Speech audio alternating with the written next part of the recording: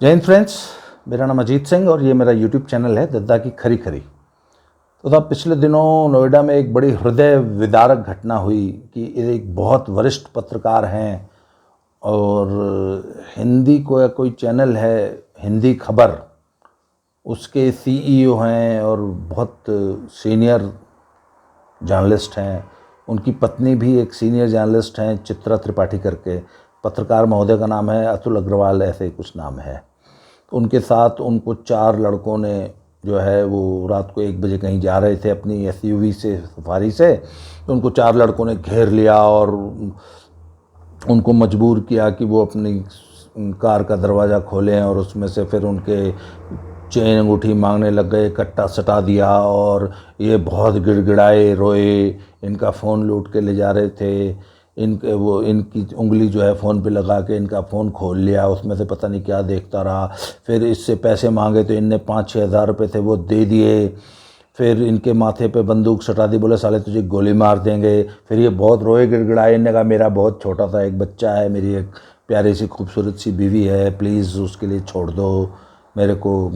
फिर इन्होंने कहा कि मैं तो बहुत सीनियर पत्रकार हूँ और ये तुम अगर मेरा फ़ोन ले जाओगे तो मेरी वो होम मिनिस्ट्री तक मेरी पहुँच है और ये तो पूरा तुम्हें लूट अपना पहचान लेगी, सर्विलेंस पे लगा देगी, पकड़े जाओगे। फिर वो मेरा फ़ोन पिछली सीट पे छोड़ के भाग गए। पर बैरे तो भैया कसम खाई, अपनी जान है तो जहान है, अपनी हिफाजत खुद रखो चाहे कुछ हो जाए।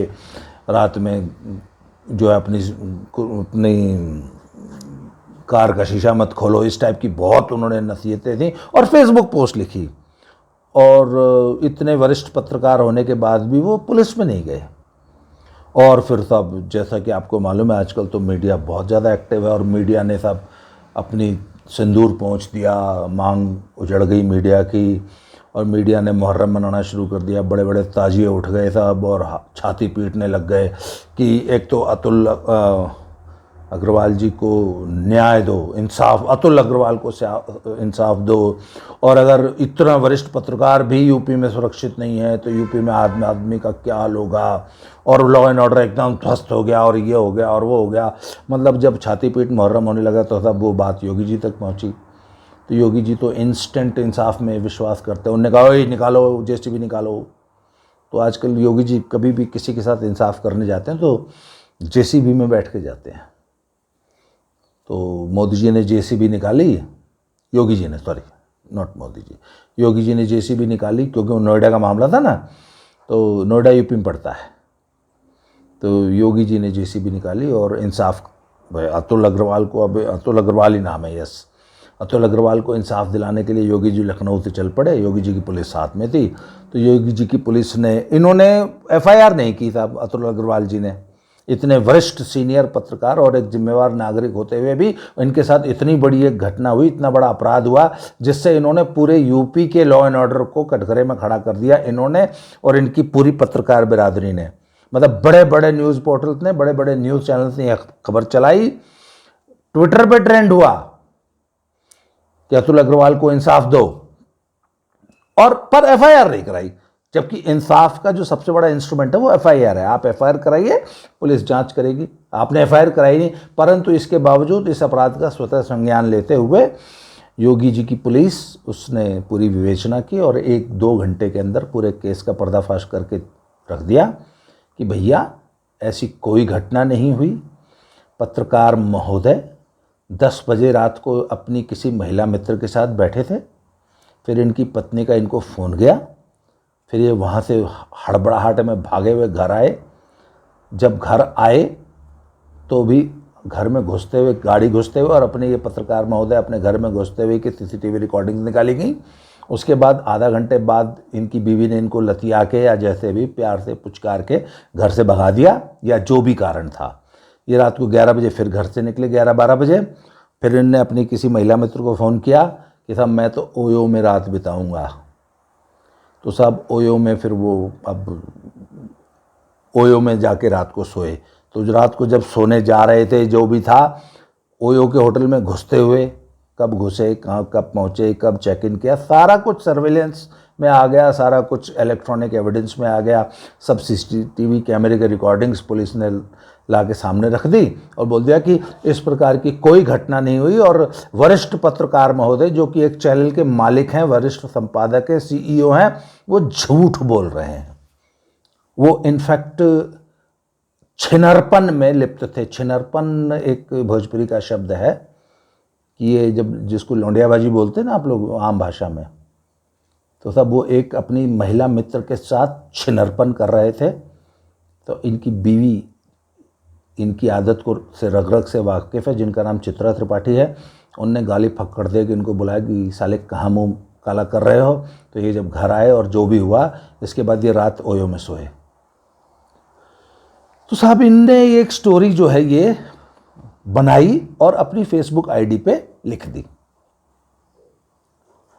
पुलिस ने 1 घंटे में दूध का दूध पानी का पानी कर दिया।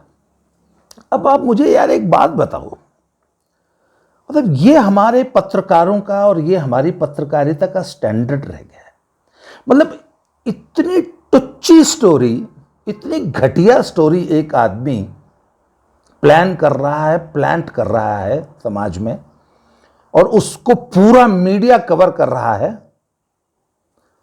उस आदमी ने 1 मिनट भी नहीं सोचा। मतलब वो सीनियर जर्नलिस्ट है ना, सीनियर जर्नलिस्ट मतलब जो पिछले 15-20 सालों से यही सब कवर कर रहा है। यहाँ क्राइम हो गया, वहाँ क्राइम हो गया, पुलिस ने ऐसे क्राइम को क्रैक किया, ऐसे अपराधी पकड़े गए।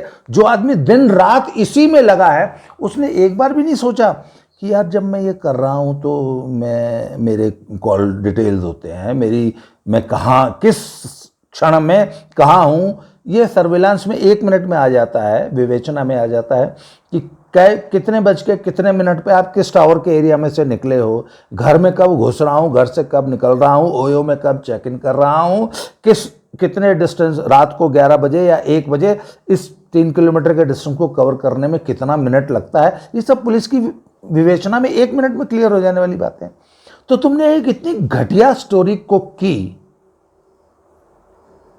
मतलब ये तो लुगदी साहित्य जो 20 रुपए का बिकता है ना पटरी पे, ऐसी स्टोरीज तो उन उपन्यासों में भी नहीं आजकल कोई लिखता कि अरे यार ऐसी स्टोरी तो कुछ तो क्रेडिबिलिटी हो, तुम इतने बड़े पत्रकार हो, एक चैनल के मालिक हो, मुख्य संपादक हो, वहां पे चिल्ला चिल्ला के गला फाड़ के छाती फाड़ के बोलते हो जो कहूंगा सच कहूंगा। ऐसा अतुल अग्रवाल जी आपके चैनल पे एक कार्यक्रम आता है ना, जो कहूंगा सच कहूंगा।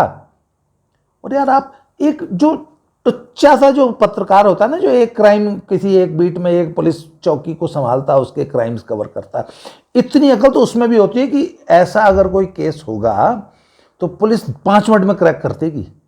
आपने ऐसी स्टोरी कुक की क्यों? क्योंकि आप छिनरपन कर रहे थे और आपकी बीवी ने आपको पकड़ लिया था और लात मार के साले घर से भगा दिया। तुम्हें शर्म नहीं आई ऐसी? अच्छा, तुम ऐसी घटिया 2 कौड़ी की टुच्ची स्टोरी जब नरेट कर रहे थे, और क्या नाटकीय स्टोरी था, मैं गिड़गिड़ाने लग गया, भगवान का लाख लाख शुक्र है कि अब तो भैया सावधानी में ही बचाव है, अपनी गाड़ी का शीशा मत डाउन करो, और उनने मुझे ऐसे किया, मेरे कट्टा लगा दिया। ये जो आप एक स्टोरी आपने जो अपनी फेसबुक वॉल पे लिखी थी, सिर्फ इसलिए ना क्योंकि आपकी बीवी ने आपको छिनरपन करते हुए पकड़ लिया था और साले लात मार के भगा दिया घर से, तो साले तुमको शर्म नहीं आई? तुम रात को ओयो रूम में सोए हैं?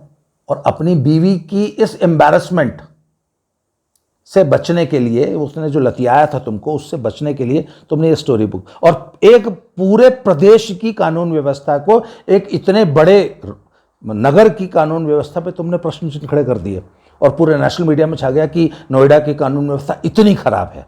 मतलब क्या मैसेज गया पूरे दुनिया में कि Noida is a city of crime, यहाँ आप रात को 1 बजे सुरक्षित घूम नहीं सकते, अपनी गाड़ी में चल नहीं सकते। आपने एक फर्जी स्टोरी से ये स्टोरी प्लांट कर दी ना। आपने नोएडा की पूरी दुनिया में क्या इमेज बनाई कि Noida is not a safe city to live, यही ना? और साले पत्रकार बनते हो, शर्म नहीं आई तुम्हें? मतलब ये 2 कौड़ी की टुच्ची हरकत करते हुए तुम्हें शर्म नहीं आई? और अब एक मैसेज चित्रा त्रिपाठी जी लिए कि यार कितने घटिया गलीज आदमी के साथ रह रही हो चित्रा तुम। 2016 में भी तुमने इस घटिया घिनौने आदमी के खिलाफ डोमेस्टिक वायलेंस की एक रिपोर्ट दर्ज कराई थी ना, फिर आउट ऑफ कोर्ट और इधर उधर मतलब सेटलमेंट कर लिया था कि चलो भला है बुरा है जैसा भी है, मेरा पति मेरा देवता है, ये सोच के तुम इतने इस घिनौने आदमी के साथ तुम अभी भी जीवन व्यतीत कर रही हो। एक इंडिपेंडेंट वुमन होके, एक इतनी एम्पावर्ड वुमन होके भी तुम इतने घिनौने आदमी के साथ रहने के लिए मजबूर हो, जो कि दिन रात तुम्हें धोखा दे रहा है। Why don't you get rid of such a man? जो इस कदर मतलब आप देख रहे हैं उसका, तुम्हारे पति का क्राइम में कितना बड़ा मतलब कितना बड़ा क्रिमिनल है वो आदमी, कि कितनी बड़ी, हमने सुना था कि अखबारों में, अखबार और मैगजीन्स के मालिक और चैनल्स के मालिक जो है ना, झूठी स्टोरीज, क्राइम स्टोरीज गढ़ते हैं। ये तो हमें साक्षात प्रमाण मिल गया ना। तो तुम इतने घटिया घिनौने आदमी के साथ कैसे जिंदगी बिता रही हो इतने, और जो कि तुम्हारे प्रति फेथफुल नहीं है, क्योंकि तुम्हारे रहते उसने पता नहीं कितनी लड़कियां सेट कर रखी हैं, उनके साथ वो सारा दिन पड़ा रहता है। And he is a parasite in your life. Chitra और चित्रा जैसी जितनी भी औरतें हैं जो ऐसे घिनौने आदमियों के साथ अपना जीवन व्यतीत कर रही हैं, इनको लात मार के बाहर करो यार अपनी जिंदगी से। इतना घिनौना आदमी तुमने पाल रखा है, ऐसा पैरासाइट तुम्हारे घर में पल रहा है। तो साहब इस एपिसोड से हमें सिर्फ यही सबक लेना चाहिए कि एक तो इस प्रकार की जो ये जो टच्चे पत्रकार, जिनको हम लोग प्रेस्टिट्यूट, प्रेष्याएं बोलते हैं, ये दल्ले, ये दलाल साले, सोशल मीडिया के नाम पे मीडिया की दलाली करने वाले ये लोग, इनकी किसी स्टोरी में ये इन्होंने दलाली का ठेका ले रखा है, ये दलाली का धंधा करते हैं। इनकी किसी बात पे अब विश्वास इनका रह नहीं गया है। ये कुछ भी कहें तो सबसे पहले इसको शक की निगाह से देखो कि साला झूठ बोल रहा होगा, पत्रकार है ना, पक्का झूठ बोल रहा होगा। और चित्रा जी, जितनी जल्दी इस घटिया घिनौने आदमी से बेटा छुटकारा पालोगी, बहुत सुखी रहोगी। आज के लिए इतना ही, बहुत बहुत धन्यवाद, थैंक यू वेरी मच। बहुत जल्दी अगले किसी एपिसोड में फिर से मिलते हैं। Thank you very much.